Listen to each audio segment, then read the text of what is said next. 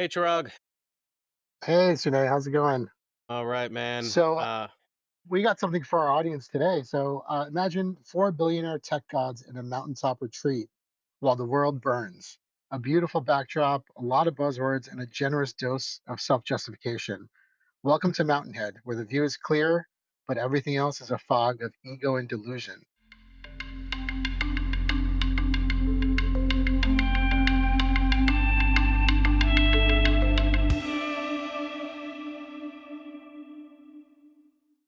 So, what did you think of Mountainhead?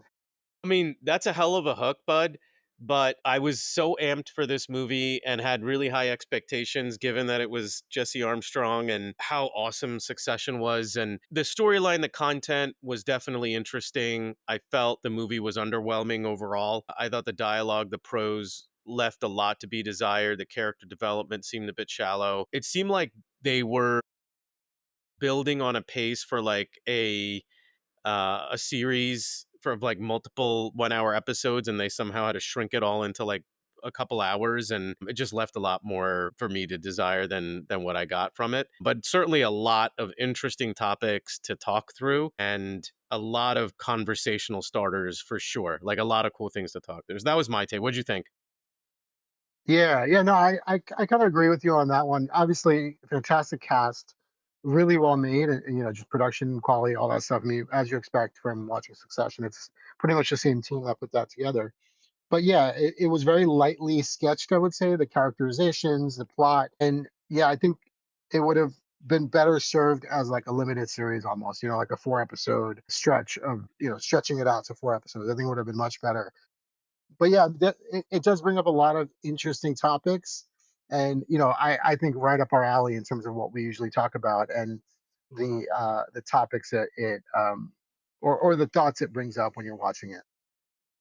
No question about it. Definitely was excited to put and talk to you about this and share it with the audience on the pod. And I don't know, one of the scenes that really stuck out to me of like just embodying what these tech billionaires that I mean, let's be honest, like I thought they were essentially some, mix of probably Musk, maybe a little bit of Bezos. You might get some Zuck in there, and probably some Sam Altman, and all kind of thrown and mixed together in a blender, and then just like created into different molds of the characters that were in this movie, and what game they're really playing and how important their net worth is, and that really at the end of the day that seemed to be what they each were measuring their success off of their net worth. And there's this really memorable scene that they take those snowmobiles to like the top of the mountain and unzip their jackets and start writing their net worth on their chest, and they hand out awards for who has the highest net worth, and then the second highest, and the third highest, and then the last person with the smallest net worth gets like a soup ladle because they belong working at a soup kitchen, to make some like joke of how what their level of wealth is relative to the others. And it was like obviously super gross from my perspective, but like very telling on the mindset of what it takes to get to that level, and maybe at least in the examples for the movie what could be representative the mindset of the billionaires and the rich elite of Silicon Valley that are really at the heart of building our AI, you know, uh, capabilities as a country. Anyway, that was Yeah, one scene that I couldn't help but like just keep going back to as like, well, that this is really a good way to characterize what is important to these people. yeah, no, it was really striking scene, obviously because of the setting. Yeah, just what it implies, right? There's even a follow up scene later on where the Jeff character, his net worth, Steve Carell's character, and there's this really weird dynamic between all the characters. They're kind of pissed at each other, but they're pretending they're not, and let's pop some champagne. It was just really interesting. It was really, I thought that scene was particularly well done. Yeah, I agree. I agree. And like they did definitely create that tension of like, yeah, your net worth is more than mine, but I'm not really happy about it. But I know I have to celebrate, so I'll put on a good face. Exactly, exactly. How about you, man? What struck out to you? Yeah, so it's interesting because I'm currently reading Reid Hoffman's latest book, which is Super Agency. And for those of you who might be familiar with Reid Hoffman, he's a very optimistic. He has a very optimistic personality in terms of technology in general, but very specifically AI as well. He's written a lot on the topic. He's spoken a lot on the topic. Obviously, I think these characters are like a heightened version of that, right? Like these tech bros who are very high on technology and very high on AI and what it can do in the world and really the power it gives them. I think Reid Hoffman is a little bit different. I read his motivations as very like altruistic, which could be naive of me, who knows? But and I veer more towards optimism anyway. But yeah, I know. But I think this what this movie is trying to do is heighten that sense of tech bro optimism and take it to its kind of ridiculous conclusion. But it's clear that the movie has a viewpoint that's the opposite of that. That's pessimistic towards AI, and we can kind of get more into that a little bit later. But I think, in particular, Steve Carell's character is the most interesting because he uses a lot of justifications for their actions, right? For everything they do. I know one line that stuck out to me is so just to set the stage, they're at this beautiful mountaintop resort, and meanwhile, outside in the rest of the world, there's complete chaos because of a tech product, I think similar to like Facebook. I think it was called Tram or something like that, of one of the other characters. So there's a lot of justification of, hey, these things like this happen. During the Super Bowl, there'll be 8 to 10 cardiac arrests and people will die. So they use that as almost justification for, hey, if you want to make progress, this is kind of, you gotta, crack some eggs, right? Like that. That's the kind of very kind of cavalier, throwaway mentality. And so I thought that was the most interesting. I mean, what did you think of Steve Carell's character? I thought his character brought a very different angle for like a motivating driver for the development and or the acceleration of artificial intelligence relative to, I guess, the friction of development that something like morality, ethics, and like the safe and responsible development in AI would should be introduced in to make sure we don't, like do anything really harmful to ourselves or our civilization. And I thought, you had two kind of members of the foursome that were on opposite sides. One that was, hey, we should be safe, responsible, moral, ethical, and the character Jeff. And then the other character, Vin, he was the aggressor and like, let it all burn to hell. Like, it doesn't matter. This is inevitable. It's our fate. Like, we have to build this. We have to keep going. It doesn't matter what the consequences are. And I thought Steve Carell's character kind of stood in the middle because he was the eldest of the group, the wisest, and I think both Jeff and Vin were looking at Steve Carell's character to make the tie-breaking decision of which way this should go. And in the movie, they talk about Steve Carell's character having a incurable cancer, and the best doctor in the world says, "Yeah, there's nothing you can do." And Steve Carell's like absolute defiance that like, doctor, you don't know anything, and just leaves the doctor like stranded at an airport with no ride home, like just very like dismissive and like, this guy doesn't know anything and he's useless to me. And he basically latches on to Vin as like, hey, this is the ticket. If we develop this technology, how quickly can we get to the point where we can introduce robotics and be able to do like, cyborg type development. And they said it would be 10 years, but I need it in 5. And if you accelerate and don't put guardrails, you can get it in 5 years. So Steve Carell essentially like went all in on Vin's side and said like, hey, yeah, we gotta develop this quickly no matter what. And like, so what if there's like international world war, like we have to keep going, and that's a small price to pay for the development of something that could save my life. Basically, it was the way I read it. So I thought it was very narcissistic, selfish, and like, a very like plausible, credible rationale for the acceleration of development without having to pay attention to guardrails. Yeah, so true. I guess you can kind of justify anything, right? When it's your life on the line, and I think he does. He clearly does. I don't want to give too many spoilers for people who haven't watched it, but obviously they take it to kind of almost comical extremes in trying to get Jeff character's product sold to Ven's character. So yeah, it brings up interesting moral dilemmas and questions about self-sacrifice and whether anything's justifiable if your life is on the line.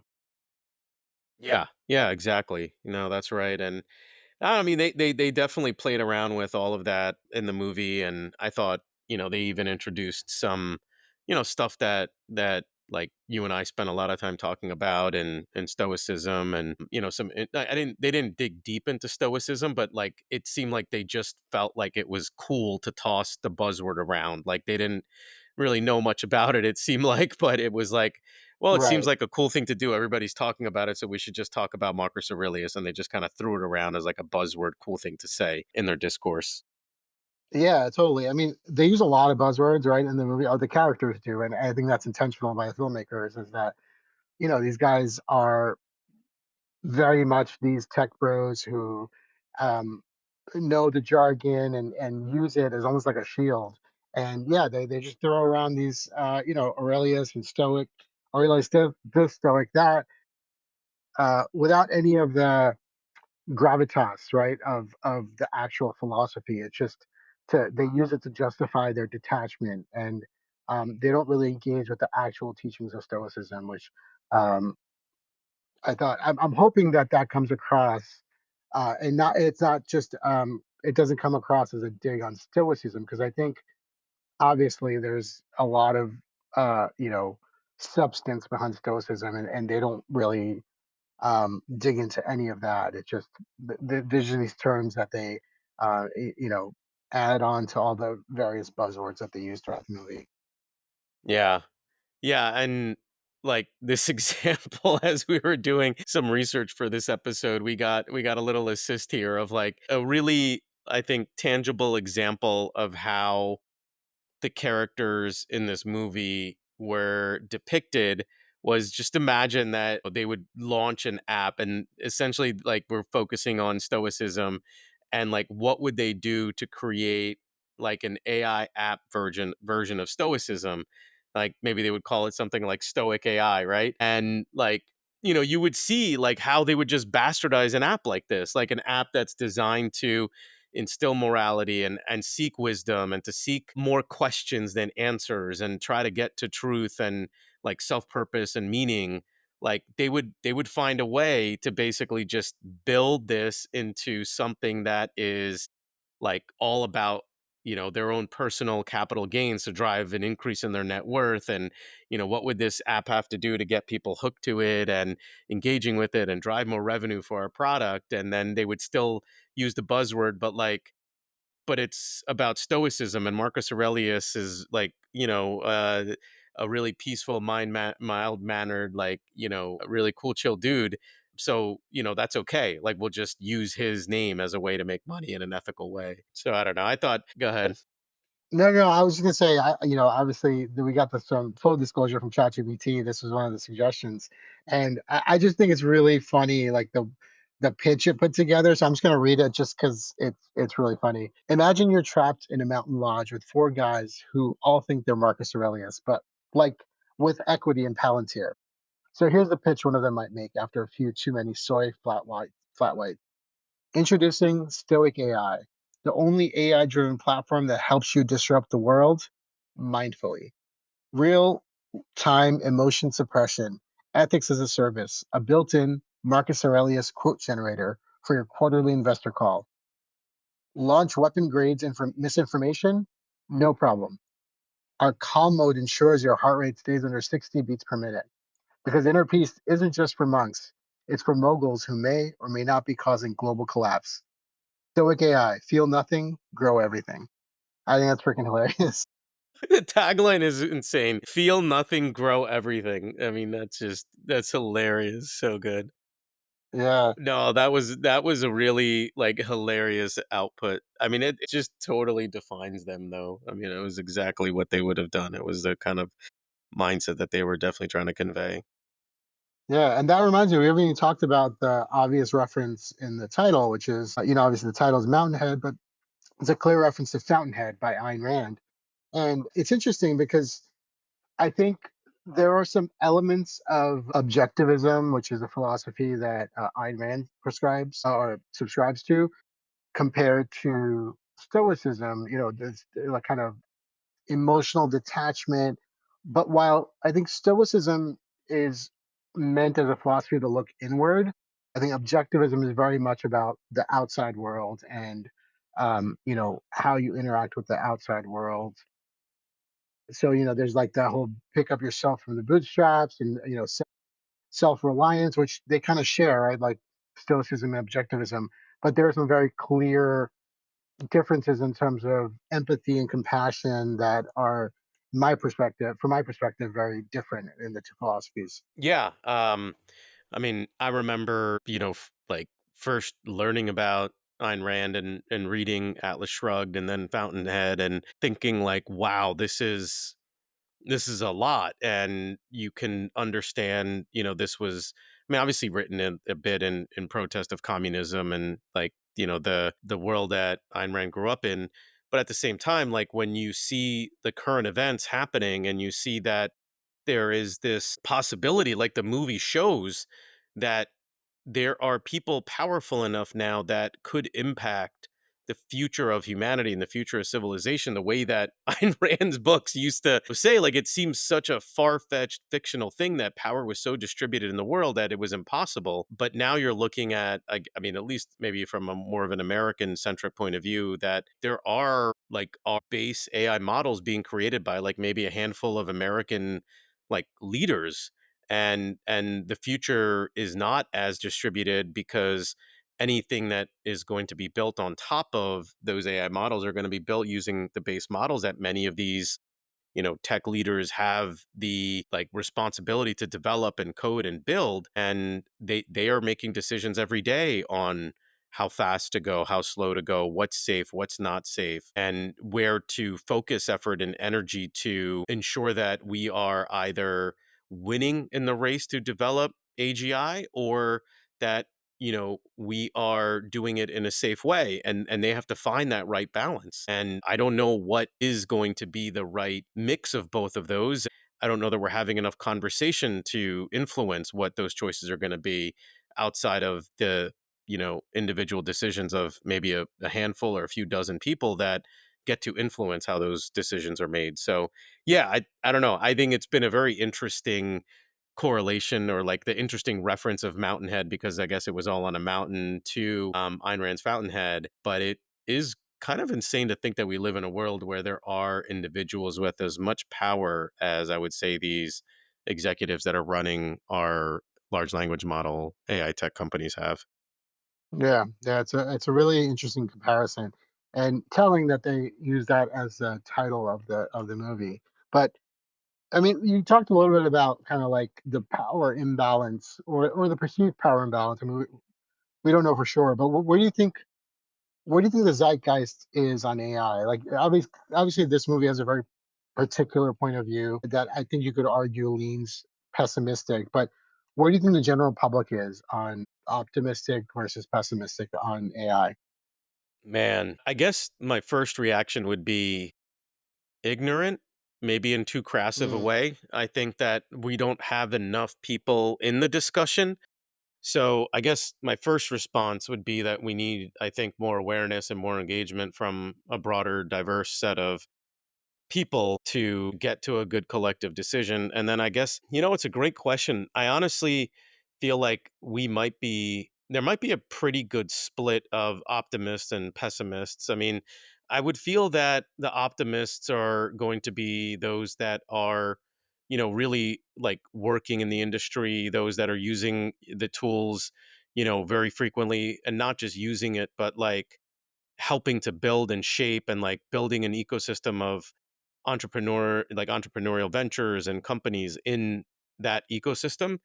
And then I think for those that are maybe more pessimistic, it's we're working perhaps in industries that see jobs going away, that see that, hey, what am I going to do for a living? That see children that are graduating college and don't have entry level jobs. And like, what is the economy going to be like in terms of generating an income? Will jobs even be a thing in the future? I think the zeitgeist probably is leaning more pessimistic, I would have to Yeah. guess, because of just the sheer amount of uncertainty that AI brings. And I think that the pessimism is going to be more concentrated in folks that are helping to build the future.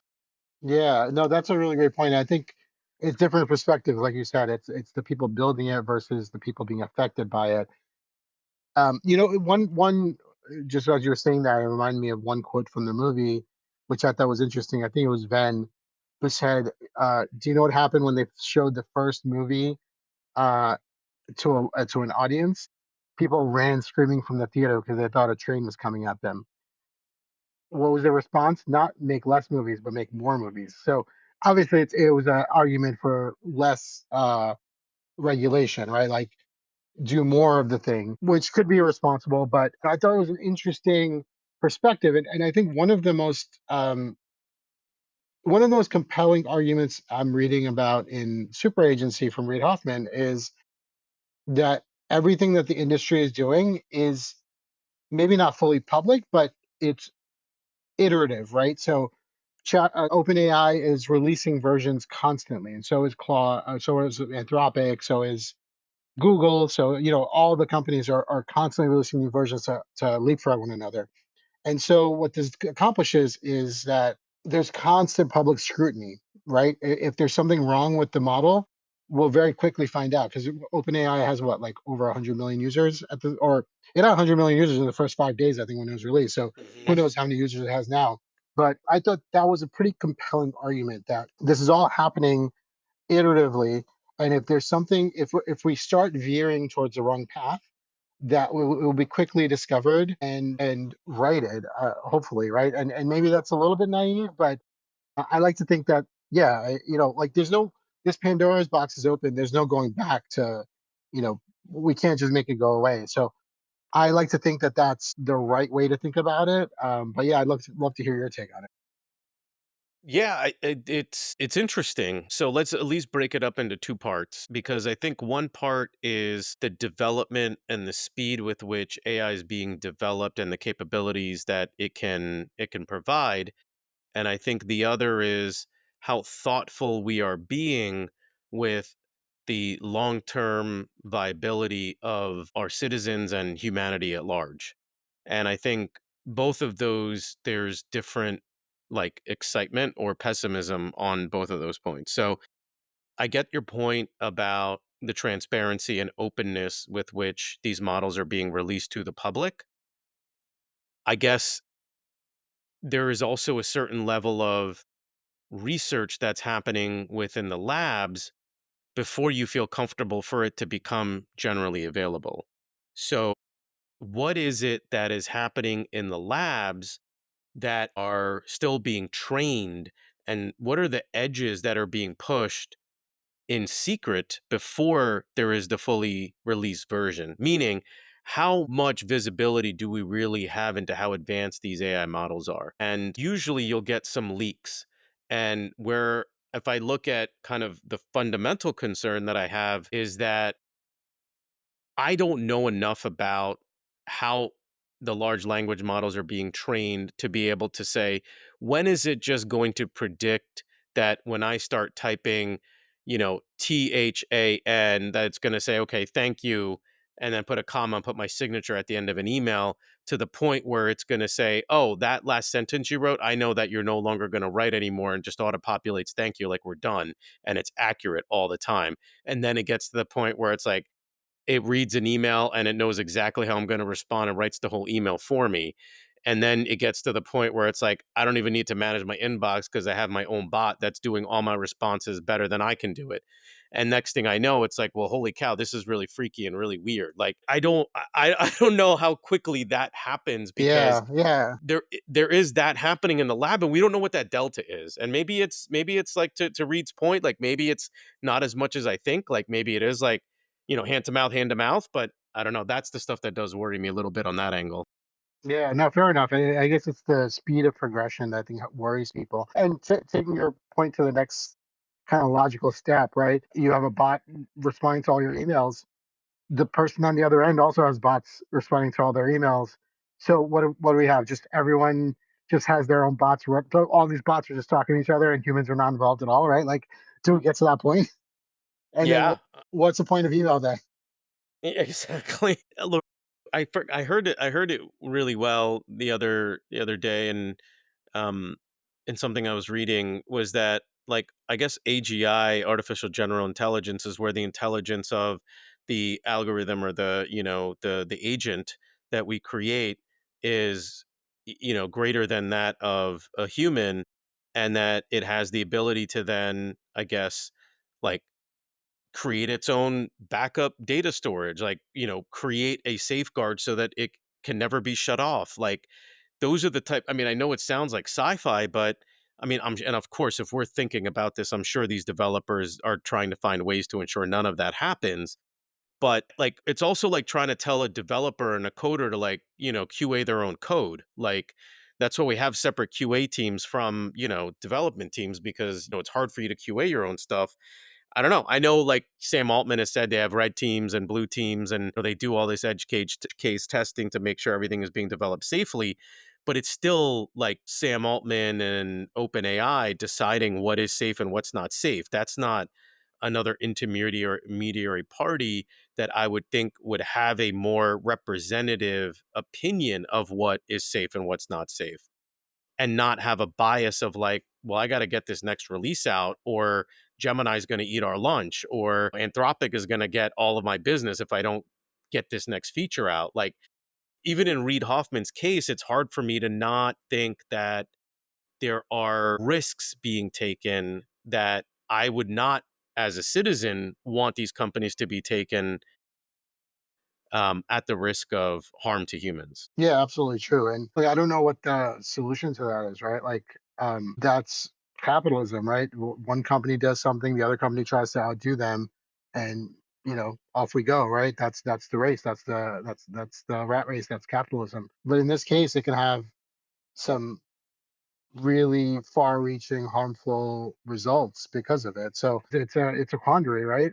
Maybe we have solutions in place where there aren't like strict guardrails in place necessarily, but maybe we require AI ethicists to be hired at these companies to oversee what's going on so that they can alert the community if someone's going too far. I don't know. Like, I don't know what the solution is. And I even love if that idea. I love that yeah, idea though, bud. Like, I think that's a very rational, meaningful, like, first, seems like a basic step. Like, I love that idea, to be honest.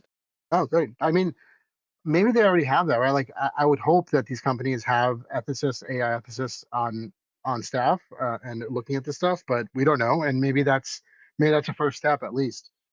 The problem I see beyond that is, I don't know, is China going to have AI ethicists on their staffs? I don't know. I'm not so sure. Is Russia? Probably not. And maybe I'm generalizing, and that's not fair, but that's just my gut feeling that some of these countries are just not going to require something like that. So, and if that's the case, maybe does the U.S. fall behind, and do these countries, so, like, the global geopolitics in play here with some technology that's so far reaching, right? No question about it, and not easy decisions to make, and the level of tension that exists around the world doesn't create an environment for collaboration on the responsible development of this technology. And in fact, there's probably more distrust now in international politics than, I don't know, maybe at any point in our lives.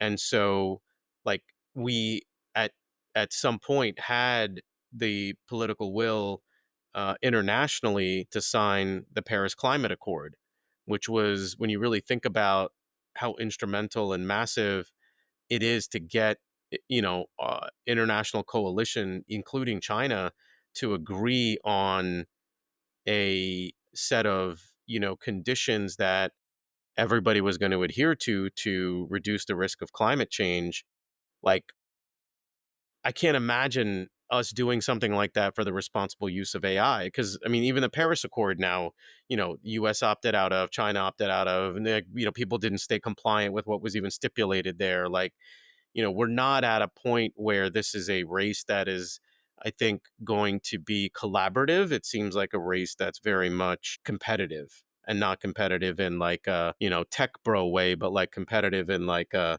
we're going to develop the nuclear bomb before you, like Global that. domination. Yeah, yeah, yeah. Yeah, so Exactly. true. So true. I have a question for you. Yeah. So, the other half of what I was also trying to tease apart, because I think we talked about like how do we develop this responsibly and safely. And then I was teeing up this other topic of where I think the pessimism comes in for the general population that may not be as like read up on what's happening within, the AI development race is what about the economic implications of this? And how are we prepared or not prepared for the economic ramifications of AI? What are they going to be? How pervasive are they going to be? How quickly should we be thinking about universal basic income? How quickly do jobs in general go away? What about currency? Like, there's so many economic implications that are probably even more complicated than dimensions of safe and responsible development of AI that we don't have the oxygen available to sort through because this shit is moving so fast. And that worries me in some cases more than the actual tech itself, right? Like you can convince me to be optimistic about the tech probably, but I struggle with being optimistic about the economic implications. Yeah, I totally get that. I think I'm kind of of two minds of this, right? So if you look at all the other kind of transformational technologies throughout history, there's going to be some growing pains, right? But I think society eventually adjusts, and the jobs that are phased out will be replaced by jobs that we can't even conceive of yet, right? That will exist in the future. And I think the optimistic view is that society will adjust, will find other ways to, just because the computer was, or just because the calculator was invented, didn't mean we stopped doing math, right? Like examples like that, printing press. Like you can go back and look at all the kind of transformational technologies that were introduced.